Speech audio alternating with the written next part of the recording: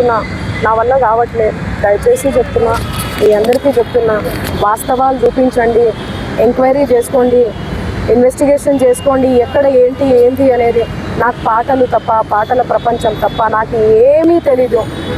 ప్రజలారా ఎవ్వరు కూడా నమ్మకండి దయచేసి.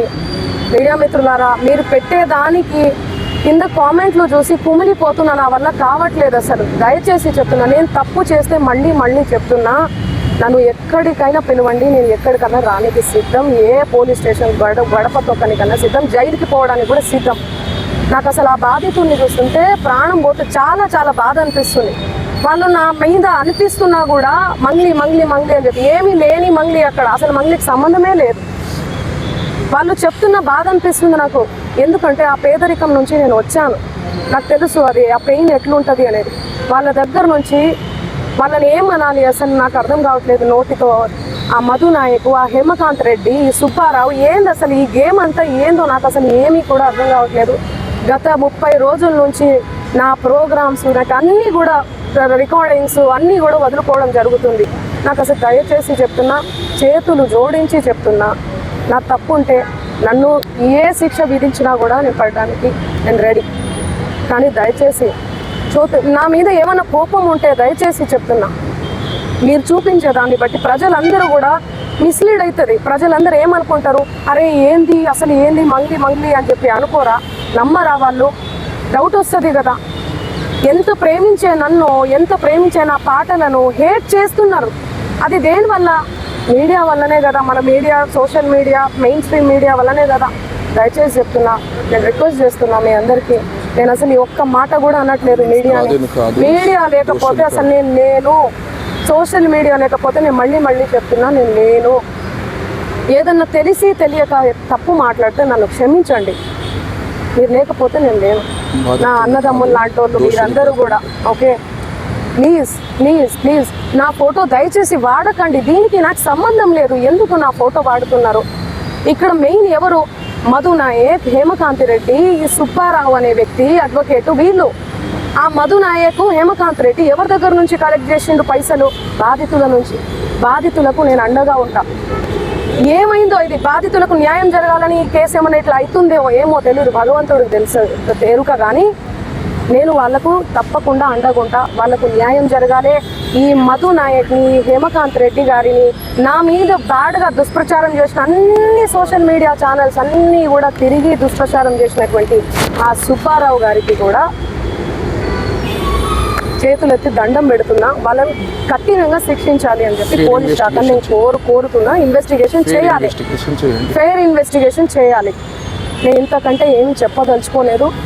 నిజానిజాలు ఆల్రెడీ మీకు తెలిసింది. దయచేసి చెప్తున్నా, థంబ్నెయిల్స్ చాలా పెయిన్ఫుల్గా అనిపిస్తుంది, చూడలేకపోతున్నా. మా నాన్న, మా అమ్మ, మా ఫ్యామిలీ చాలా క్షోభకు గురవుతున్నారు. నాకు మా నాన్న అంటే చాలా ఇష్టం. చూడండి, చిన్నప్పటి నుంచి నేను మా నాన్న స్టోరీ చెప్తే మీరే ఏడుస్తారు. చిన్నప్పటి నుంచి నేను మా నాన్నని కాపాడుకుంటూ వచ్చినా. నేను ఎవరికైనా కూడా ఎమోషనే అమ్మ నాన్న అంటే. మీ ఫ్యామిలీలు కూడా మీకు ఉన్నాయి. మీరు చూపించేదాన్ని బట్టి జనాలందరూ కూడా తప్పుదోవ పడుతున్నారు, మిస్లీడ్, తప్పుగా అర్థం చేసుకుంటున్నారు. నన్ను తిడితే మీకు ఇష్టమా? మీ ఇంటి ఆడబిడ్డ లెక్క కదా నేను.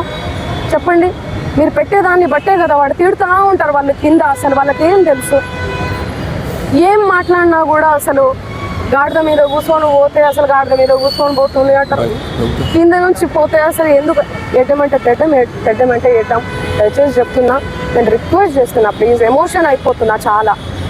నేను తప్పకుండా బాధితుల తరఫున ఉంటా, నిలబడి ఉంటా. 100% బాధితులకు న్యాయం జరగాలి, వీళ్ళని కఠినంగా శిక్షించాలి, అంతే. మేము ఆల్రెడీ నార్సింగ్లో 23వ తారీఖే మేము చేసాము. సుబ్బారావు గారి మీద చేసాము, అండ్ వీళ్ళ మీద కూడా చేసాము.